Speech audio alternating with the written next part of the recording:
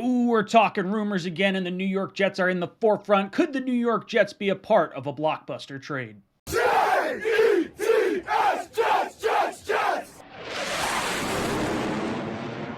Welcome to Jets Talk. My name is Ryan. I'll be your pilot. If you're new here, hit that subscribe button. If you've been here before, welcome back. I love having you here. Boys and girls, we are talking trade.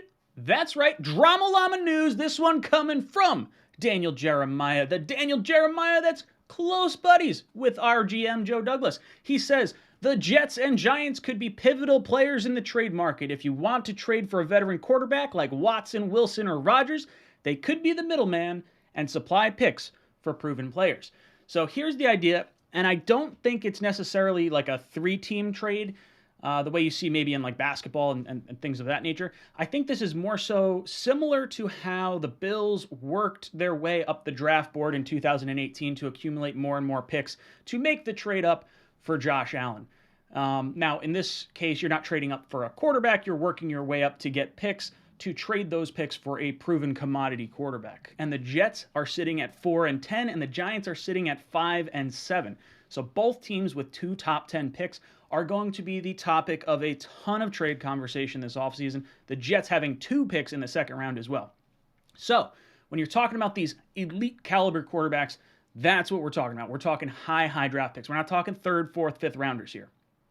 So could the Jets be involved in some type of trade like this? I have no problem with this.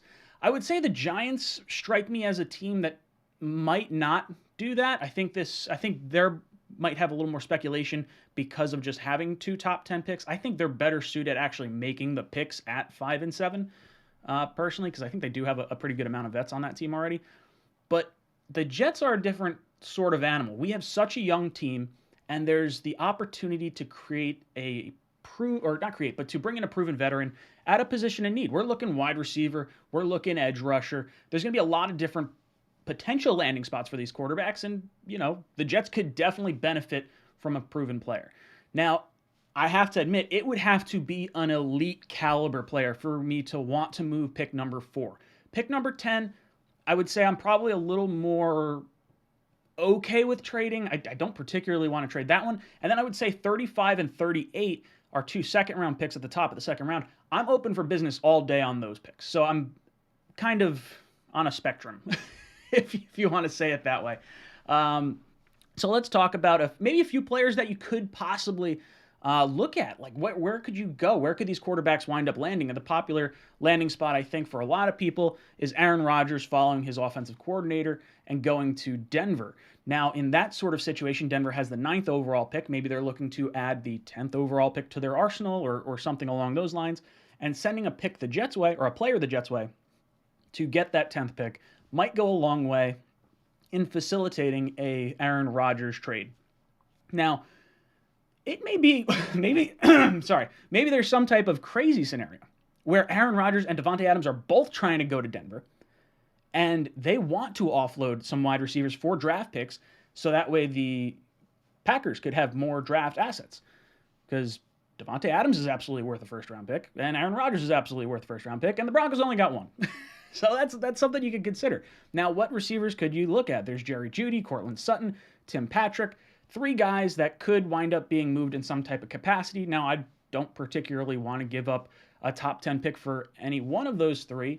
And I like Jerry Jeudy. I think he's fine. I didn't want to take him when we had the 11th overall pick, and I don't think I want to take him with the 10th overall pick. So if we want to talk second-round picks, then I'm probably on board with some discussion about the Broncos. The Buccaneers is an interesting one that keeps popping up, and it's not one that I would have really considered. And I see some people throwing around names like Shaq Barrett and Chris Godwin. Godwin is the perfect fit for this offense. He really is. He operates mainly from the slot, but he utilizes a lot of his talent on the outside. If I were to go after someone like Godwin, I would kind of forget about Berrios altogether and put all that money into Godwin.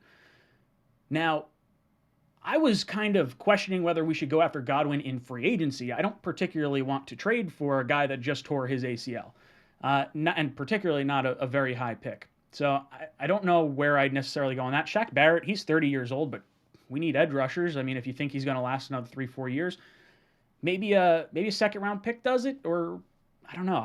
I think at number 10, I think you're going to be able to get a good pass rusher anyway. So Not sure if I'd go there.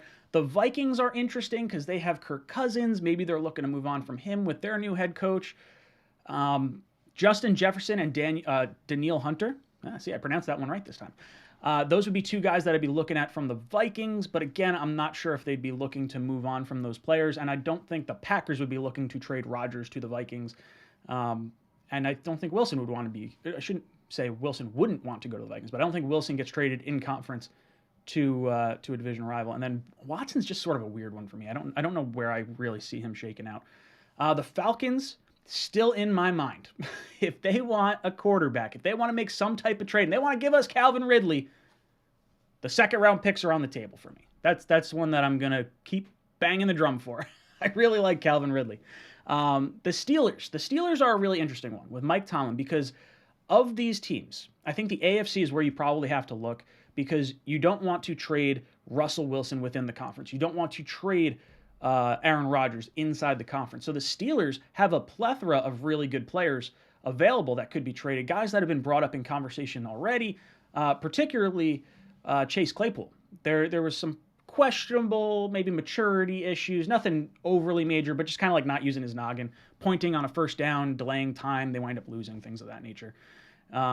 But he had a great rookie campaign. And could Joe Douglas set right the clock after passing on Chase Claypool by trading down and then taking Denzel Mims later? Maybe that's a direction they wind up going. The other player, and the one player that I could see across the NFL that I would, no questions asked, give up number 4 or number 10 or some capacity of picks, maybe it's 4 and a third or whatever you want to say, you'd have to go get him. That's TJ Watt. And I don't think he's touchable. I'm pretty sure that is the one player on the Steelers that they're saying, no, anyone else, not him. So I don't know. It's interesting. You don't see the 3-team trade very frequently. And Joe Douglas and Robert Saleh have come out and they've said they want to or would be willing to trade for proven talent. So I do think the Jets are squarely in play for a lot of this discussion. I have a hard time believing any of these guys really get moved because as much as Aaron Rodgers is frustrated with Green Bay, I do kind of feel like that's his best option is to stay there.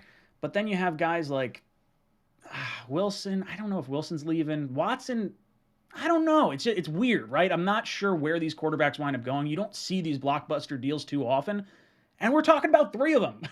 But it's cool because the Jets are squarely in position to possibly add a really, really good player in this sort of situation. So, hey, Joe Douglas put us in this situation. I trust Joe Douglas to get us the right players and to make the right decisions in trades. Because if there's one thing we know about Joe Douglas, the guy doesn't lose trades. So let me know your thoughts in the comment section down below. Is there a player you want us to target? Is this something you want to see the Jets do at all, or do you want to retain all our picks? Let me know in the comments down below. And as always, go Jets.